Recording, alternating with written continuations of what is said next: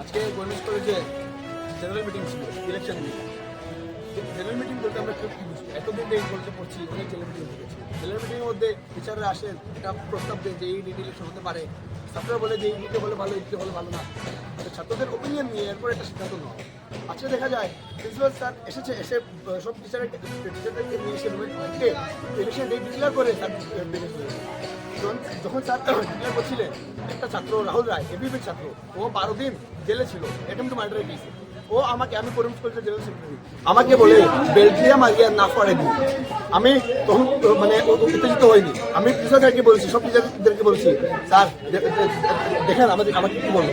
তখন principal sir কিছু না বলে আবার মাইক দিয়ে ইলেকশন ডেটটা পুরো মানে পাবলিক করে ডিক্লেয়ার দিয়ে স্যার বেরিয়ে চলে গেছে। স্যার বেরিয়ে যাওয়ার সাথে সাথে একটা ছেলে বিশাখ, একটা মেয়ে আলিশা, ওরা আমাদের বিপি শিবম দত্তকে গোলাটিপা মেরেছে। এরপর একটা মেয়ে ঋতিকা জুনিয়র, ওকে মেরেছে, ওর পা ভেঙে দিয়েছে ওর হসপিটালে। আমরা যখন সব বিচার নিয়ে প্রিন্সিপাল স্যার রুমে গেছি, প্রিন্সিপাল স্যার জ্যাকেট খুলে এসে আব্দুর রহমান ওকে এসে ধাক্কা দিয়ে ফেলে দিয়েছে। আমরা জানতে চাই এগুলো কিসের জন্য?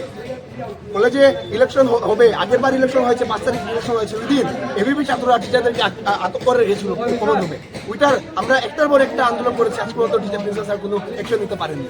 এটা কি বিজেপির কোনো প্রেশার আছে স্যারের উপরে? স্যারের নিজের সিটের কি মানে চিন্তা আছে যে স্যার যদি অ্যাকশন দেন স্যারের প্রিন্সিপালশিপ চলে যেতে পারে? এটা স্যার ভয় পাচ্ছেন নাকি? আমরা এটা জানতে চাই। এরকম হলে বাইরের কোনো পলিটিক্স আমরা আমাদের কলেজের মধ্যে ঢুকতে দেবো না। ছাত্রদের জন্য, কলেজের জন্য আমরা লাগলে মরতে রাজি আছি, মার খেতে রাজি আছি, কিন্তু কলেজের ভিতরে বাইরে কোনো রাজনীতি দেবো না। আর আমরা তখন আপনাদের মাধ্যমে বলতে চাই, Ramayana Chakraborty as a principal আমরা কোনো সময় মানি না। Ramayana Chakraborty as a principal আমরা রিজাইন চাই। রিজাইন চাই না?